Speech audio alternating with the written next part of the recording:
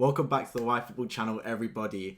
It's still the international break, but Premier League football is right around the corner. And today, having seen 8 matches from pretty much every Premier League side, I'm going to be giving my top 10 summer transfer windows from what we've seen so far. Obviously, the sample size is still quite small, but from what we've seen in the opening fixtures, this is what I believe the greatest bit of business this summer transfer window has been from Premier League clubs. As always, I'd love to hear your thoughts in the comment section. Please do let me know who is your signing of the summer. And also, if you disagree with anything, also let me know in the comment section down below. And if you are new around here and love Premier League and football content, make sure you subscribe on my road to 5,000 subscribers. So kicking off with number 10, I've got Pedro from Brighton. Now, in 10 matches, he's scored 5 goals already for Brighton, including 3 in Europa League. Coming from Watford, I was thinking, you know what? I'm never ever going to be someone to refute Brighton's business. They are unbelievable when it comes to signing players, especially for the amount of money they spend. Now, they didn't exactly get Pedro on the cheap. He was still, I believe, around £30 million, which is pretty good in this day and age, but not exactly a cheap signing. But I think he's been fantastic. I think he's been really good for this De Zerbi side. He can plug and play across the front three, whether it's a striker, right wing or left wing. He adds goals, he adds assists, he has clinicality in that respect. He's able to drive forward with the football and impact matches.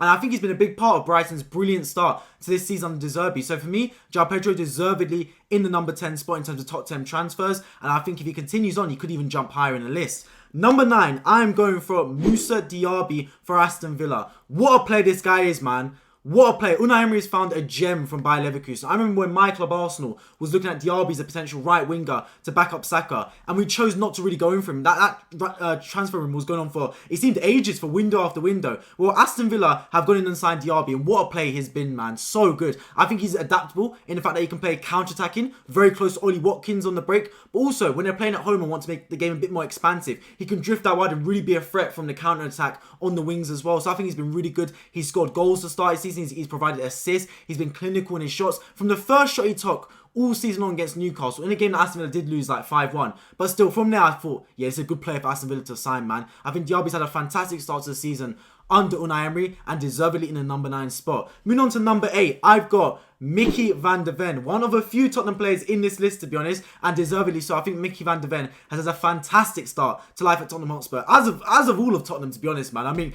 no one would have predicted Tottenham to be top of the table after 8 Premier League games, unbeaten as well. Both North London clubs unbeaten. I think Spurs have been brilliant. I think you were really thinking, what's going to happen to Tottenham with life after Harry Kane? Are they going to just disintegrate and fall down the table into mediocrity? Or are they going to be able to stay afloat? And for some reason, they've managed to actually get better without Harry Kane.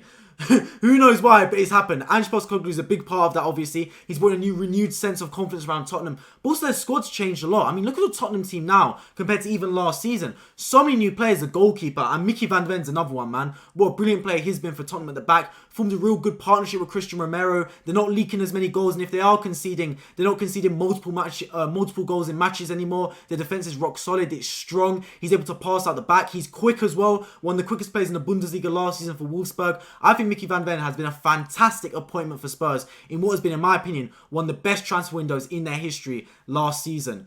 Now let's move on to number 7. This might be a controversial one, especially given their start to the season. But I'm going to go for Rasmus Holand for Manchester United. Now, I know Man United have not had the greatest start to the season. But in the sample size, and I will give it a small sample size of Rasmus Holand because he came in injured, I've liked what I've seen from the guy. Now, obviously, the comparisons will always be there with Erling Haaland. They're both Scandinavian. Their names even sound similar. They're both playing for the Manchester clubs. But I think you don't need that comparison of Haaland for Hoyland. I think you just treat Hoyland like his own player. And from what I've seen from Hoyland, I'm really liking it. The young man's only 21 years old. He's basically my age. But he's playing for one of the biggest clubs in world football in Manchester United. Leading the line up front for a team in Man United that, for me, have lacked a striker since Wayne Rooney, Robin Van Persie. Players like that have left the door. They have not brought in a notable number 9 since then. Martial didn't really cut the mustard. Zlatan wasn't really there in his prime, so he didn't really do well either. So I think he's got a massive job on his hands, Rasmus Hoyland, in a struggling Manchester United side as well. The pressure is heaping on Erik ten Hag. But look, I like what Rasmus Hoyland brings to Manchester United. Yes, he's not clinical right now, but he can develop into that. I think he's got good side to him, physicality. He's very strong. He's able to run past players. You see glimpses of what he can bring to United. I think his goal against Galatasaray in the Champions League was a carbon copy of what I'd expect to see of him and what you'd expect to see from a physical striker like that, bullying a defender and charging forward with the football. He's already got himself a few goals as well, got himself on the score sheet. That'll bring confidence as well. And I think as this Man United team develops, you'll see more of Rasmus Holand. So for me, I've been actually quite impressed with his start to life at Manchester United, what has been an underperforming side. And for me, I'm sticking him in number 7. Moving on to number 6, I'm going to go for Yosco Varo from Man City. Now, I believe Man City's, if I'm not mistaken, their record transfer buy, I believe it eclipsed the Jack Grealish deal. Was it over 100 million or was it just under 100 million for Yosco Varo? Either way, one of the best centre-backs / left-backs / right-backs about right now. The young Croatian's done so well. I remember seeing him at Leipzig in the Champions League and thinking, yeah, it's a real player. Then I saw him in the World Cup and thought, yeah, this brother's solid. Yosco Varo, man. Really good centre-back. And I think he's proven it at Man City as well. Man City's not an easy club to play at. Make no mistake about it, especially in defence, because Pep Guardiola demands so much from you. It's not easy as a defender to go centre-back one game, left-back next game, right-back the game after. And Yosco Varo is just taking it on the chin. He goes centre-back some matches Pep Guardiola is sticking him at left-back. There's his auxiliary left-back. And he's completely strived in whatever position he's been put in for Man City. I think he's done a fantastic job. So I give him kudos. Brilliant start to the season as well for him and Man City as well. Look, they're third in the table, but Man City have still had a decent start to the season. 6 wins to start off the bat. Lost their last 2 matches, but that was because of Rodri's absence more than anything. So yeah, I think Varo deservedly gets his number 6 spot in this list. Number 5, I'm going to go for James Ward-Prowse. And if you're talking about in terms of money spent, this pound for pound could be one of the best transfers of the window. But I'm going to put him in number 5, James Ward-Prowse. West Ham overall have done really well with the Declan Rice money. Really, really well. James Ward-Prowse is one of many players that could be on this list, to be honest with you guys. And James Ward-Prowse brings you something that I'm surprised no other team really went for. Like, coming from a team in Southampton that just got relegated, you knew you were not going to be spending more than 30 million for his services. He gives you set pieces. He gives you Premier League experience. He gives you a real rock-solid midfielder. I'm surprised a team like Tottenham or even an Arsenal didn't go for him. Not necessarily to start for them, but just someone to be like off the bench or to give you some minutes. But West Ham snuck in, and what a bit of transfer it was with David Moyes. He's given West Ham a real presence in the midfield. He's given them a real presence from set pieces. I mean, look at Kurt Zouma, Mikel Antonio, Aguerd, players like that, just Souček. They're sitting in the box waiting for a good delivery. And you've got James Ward-Prowse now, man. He must be licking his lips thinking, wow, I put in even a half-decent ball. And Kurt Zouma, Aguerd, Souček, Antonio, they'll be there ready to knock it into the back of net. So I think James Ward-Prowse is a fantastic signing for West Ham United. And look, they've had a brilliant start to the season as well. They've obviously fallen off a little bit. They started the season on fire. But I think overall, Europa League football as well for West Ham. Really good bit of business this summer. And James Ward-Prowse, for me, is the pick of the bunch. Moving on to number 4. Now, controversial one. Not in terms of his placement, but in terms of whether he'll be playing football in the near future. And that is Sandro Tonali. Now, those of you that don't know, obviously, a new scandal's come out regarding Tonali and gambling and all that. So, we're not sure necessarily if he's going to continue to get minutes. But, from what I've seen so far, brilliant bit of business from Newcastle United, man. It was a player that did not want to leave AC Milan. He found a home there. But Newcastle brought him in, and what he's done is he's made that midfield, in my opinion, one of the best midfields in the Premier League. I've made a lot of videos about Newcastle United because I think their style of play is one of the most entertaining in the Premier League right now. That midfield is on fire. You got Bruno Guimaraes in there, one of my favourite players in the Premier League, who's on the back of this shirt right now, by the way. Sandro Tonali, they've added him. Absolutely fantastic player, man. Then you can throw in a Joe Willock, or a Sean Longstaff, or an Elliot Anderson, etc. Or Joe Linton if he's fit into that midfield. And you get a real robust, competitive, aggressive midfield. I think Tonali's complemented Newcastle so well. I think it's a brilliant appointment for Eddie Howe in the sense that he's not just bought a player that's amazing, he's bought a player that fits the culture of Newcastle, fits what he wants to bring into the city. A real workhorse, a real fighter. Really complements Bruno Guimaraes in that respect as well. If he can continue to get minutes and this betting scandal / gambling scandal goes away, oh my god, he's going to be one of the signings of the window for an absolute fact. But if he doesn't get any more minutes going forward, it could be a real struggle for Newcastle United. Next, breaking into the top 3. These are top 3 transfers, in my opinion, this summer so far. I'm going for Dominic Szoboszlai to Liverpool. What a player he is, man. What a fantastic player. Jurgen Klopp pulled an absolute masterclass with this one. Now, I'm going to be honest with you guys.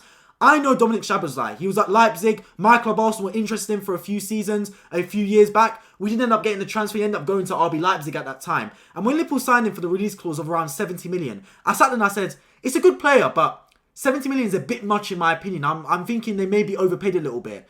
but what he's done has been fantastic. I mean, Jamie Carragher made a point the other day, and I couldn't agree more. I don't know what this Liverpool midfield will look like in a few years' time when Jurgen Klopp gets all his pieces in there. So I don't think players like Endo or Ryan Gravenberch starts for Liverpool in that midfield. So I don't know what Liverpool's final midfield that Jurgen Klopp is going to look like. But I do know for a fact that Dominic Szoboszlai will be in that midfield three. And I 100% agree with that, man. He gives them a dynamic that I've not seen from Liverpool in the recent seasons, in the respect that he can charge forward, he can add end product to his game. He's technically class. He's able to receive the ball in a half turn and do things with it. He's already scored a few goals. He's already impacted Liverpool games. He's a starter already in that squad. I think he's been a fantastic piece of business for Liverpool. And look, Liverpool started this season on fire. If it wasn't for horrendous refereeing decisions, they would be unbeaten right now. So look, I think it's been a brilliant bit of business from Jurgen Klopp's side. And they've got Europa League football as well. So it's not like they're playing Champions League where they've got to strain the squads. I think Liverpool got a really good chance of having another fantastic season with Jurgen Klopp at the helm. Now into the top two. And these two, genuinely, guys, I'm not just saying this, it could go in any order. 1 and 2 could go in any order.